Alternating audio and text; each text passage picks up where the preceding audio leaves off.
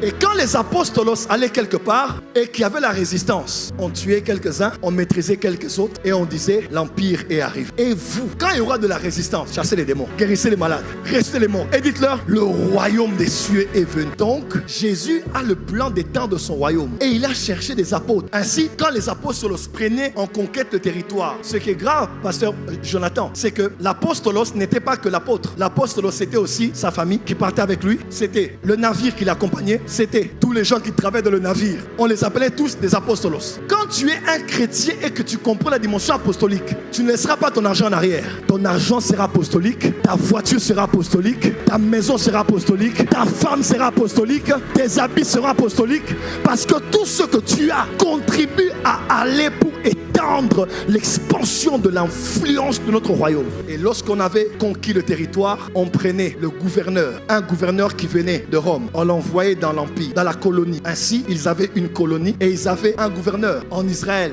ils ont conquis et ils ont envoyé un gouverneur. Jésus a été jugé par Hérode, mais aussi par Pilate, parce que Pilate était le représentant de l'empire en Israël et Hérode était le roi d'Israël. Et lorsque l'église est née par les apostolos, le Père a décidé d'envoyer le gouverneur pour représenter les intérêts du royaume sur la terre. Et le gouverneur, on appelle l'excellent et le précieux Saint-Esprit, parce que le Saint-Esprit est le représentant du Père et du Fils sur la terre pour l'expansion du royaume par l'onction apostolique. Donc, le travail des apostolos n'était pas seulement de conquérir un territoire, c'était d'emmener une civilisation dans une nouvelle civilisation. Congolais, prophète Joël, tu nous fatigues avec les histoires. L'apostolique est la clé pour changer une nation. Parce que tant que l'église n'est pas apostolique, elle ne peut pas comprendre comment fonctionne le royaume et comment emmener la culture du royaume et de l'infiltrer dans nos nations. Je pleure pour ce pays comme vous à cause de la corruption. Je pleure dans ce pays comme vous à cause de la dépravation. Je pleure dans ce pays comme vous à cause de la trahison. La solution de Dieu à ce problème de la société, c'est une église apostolique.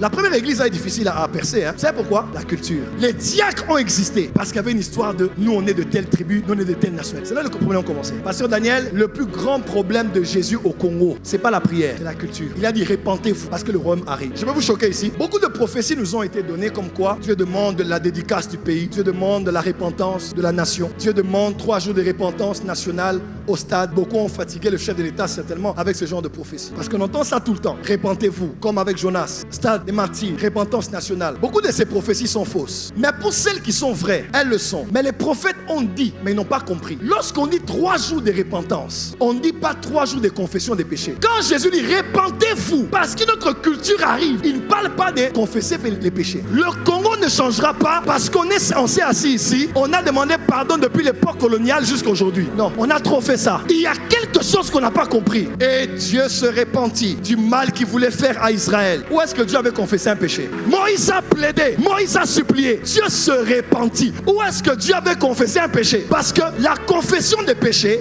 fait partie de la repentance. Mais toute repentance ne se fait pas avec la confession d'un péché. Pourquoi des gens confessent et tombent encore? Parce qu'ils ont confessé, mais ils n'ont pas changé la mentalité. Voilà pourquoi Dieu a lavé par le sang, mais après que la culpabilité soit partie, ils sont retombés. Parce que tel l'homme est dans son âme, c'est tel il sera à l'extérieur. Maman, le problème, c'est pas demander pardon. Le problème, c'est enseigner à nouveau. Voilà pourquoi quand il a envoyé les apôtres, il a dit, allez, c'est le mandat apostolique. Allez, faites des nations des colonies. Et la solution, enseigner. Voilà pourquoi j'aime l'enseignement. On dit, enseignez-leur. Chers pasteurs congolais, nous sommes en face d'un peuple qui croit en nous. Les politiciens les donnent des casquettes, des t-shirts, des transports et des bus. Ils remplissent des stades et ils rentrent en attendant le taxi. Mais nous, on les appelle sans bus. Ils viennent du matin au soir. Quand le temps de la prière est fini, on dit maman Kobimate, ne sors pas parce que l'homme de Dieu n'a pas encore clôturé la prière. Et la maman affamée attend le pasteur jusqu'à ce qu'il clôture. Quel leadership, quel impact, quelle influence. Donc,